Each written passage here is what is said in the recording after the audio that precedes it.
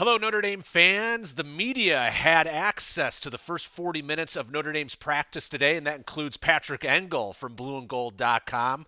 Patrick, your thoughts? It was your first look, everyone's first look, at Marcus Freeman as a head coach of this football program. What were some of your key takeaways?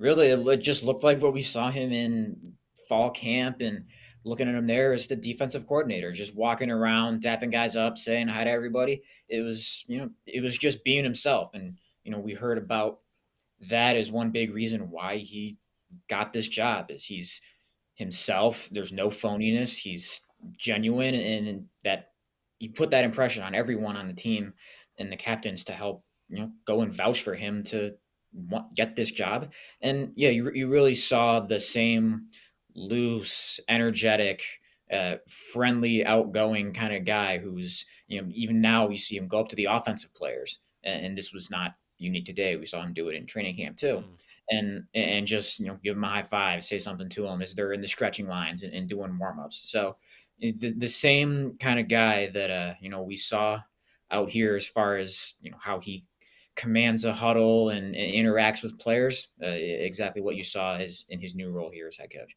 We've seen over the last week and a half how much energy the Notre Dame players have had about the Marcus Freeman news. Do you think, I know it was just 40 minutes of practice, right? But like, did you sense any difference, any escalation in the energy level from the team? They were fired up. I mean, I think there's a certain focus here, and I know that's what he's been trying to get through. It's like, hey, let's go win this bowl game, and that's where they're at, and where he's kept saying he's been at is right now we're trying to finish this thing strong. But yeah, there was definitely a kind of a looseness that you could observe, and no tenseness, but no, it just kind of looked as it did in the fall, even as a usual business like kind of thing, but still a focus that you could tell was there, and really I think has been there for the entire year. You and Tyler Horka both reported that Blake Fisher was full on for the practice, fully suited up, participating in drills. How do you think he looked? He looked mobile as we saw him in going through warm ups and doing drills here. I mean, now we're 3 months past the meniscus injury that he had in the opener at Florida State.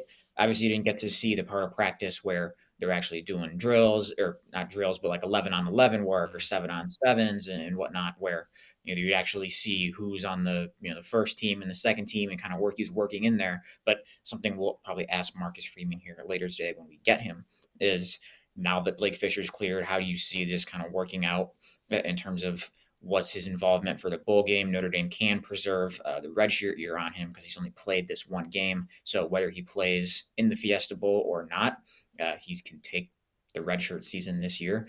But interesting dynamic in that, yes, he opened the season as a starter, and then Notre Dame's offensive line has really found its groove here for I would say 7 straight games with the guys that have been out there. And Joe Alt, another guy you think of as part of the future. And even though, yeah, you think it'd be good to get Blake some reps, it seems also kind of hard to take, say, a Josh Lugg out of there, who is he earned that spot in training camp too, and he's really settled in there nicely. So we'll see exactly how that goes, if there's kind of a way of rotating him in there for a couple series like we saw Notre Dame do with Joe Alt early in the year. But kind of definitely an interesting little, maybe not top of like priority or board or storyline to follow here in the month leading up to the Fiesta Bowl and the Fiesta Bowl itself, but nonetheless, kind of something interesting to watch.